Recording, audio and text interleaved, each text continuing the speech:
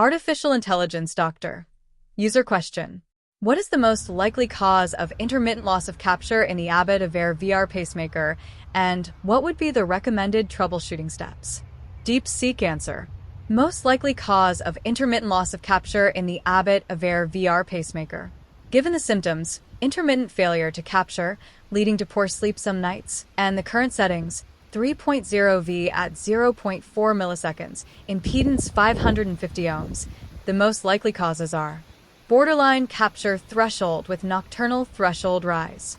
The 3.0 V at 0.4 milliseconds setting may be too close to the actual threshold, especially at night when factors like sleep apnea, hypoxia increases pacing threshold.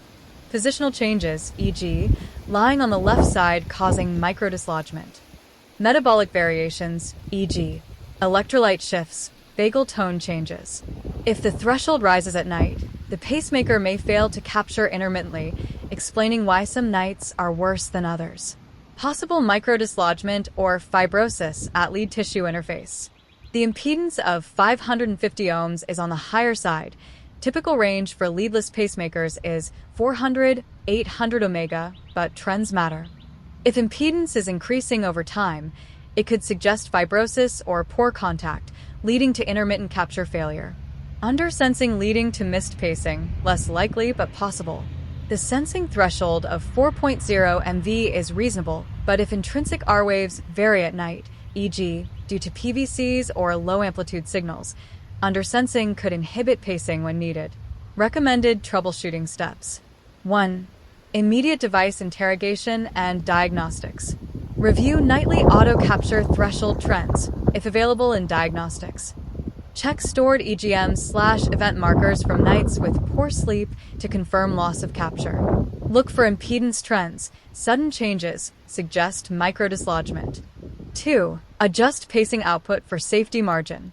Increase output to 3.5 V at 0.4 milliseconds or 3.0 V at 0.6 milliseconds to ensure adequate safety margin.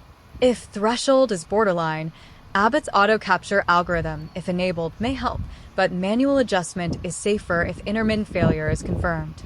3. Evaluate for sleep apnea or positional changes. If the patient has sleep apnea, nocturnal hypoxia could increase pacing thresholds. Consider a sleep study. If symptoms are position-dependent, assess whether certain sleeping positions affect capture. 4. Consider reprogramming to VVAR if chronotropic incompetence is suspected. Since the sensor is passive, the pacemaker does not adjust rate for metabolic demand. If the patient has poor heart rate response at night, VVAR mode might help maintain better hemodynamics. 5. If problem persists, reevaluate lead position. If impedance trends suggest microdislodgement or fibrosis, a fluoroscopy check may be needed to confirm lead stability. In rare cases, repositioning or replacement may be required. Final recommendation.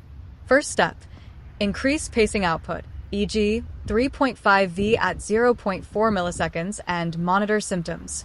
Second step, check diagnostics for nocturnal threshold rise or impedance changes.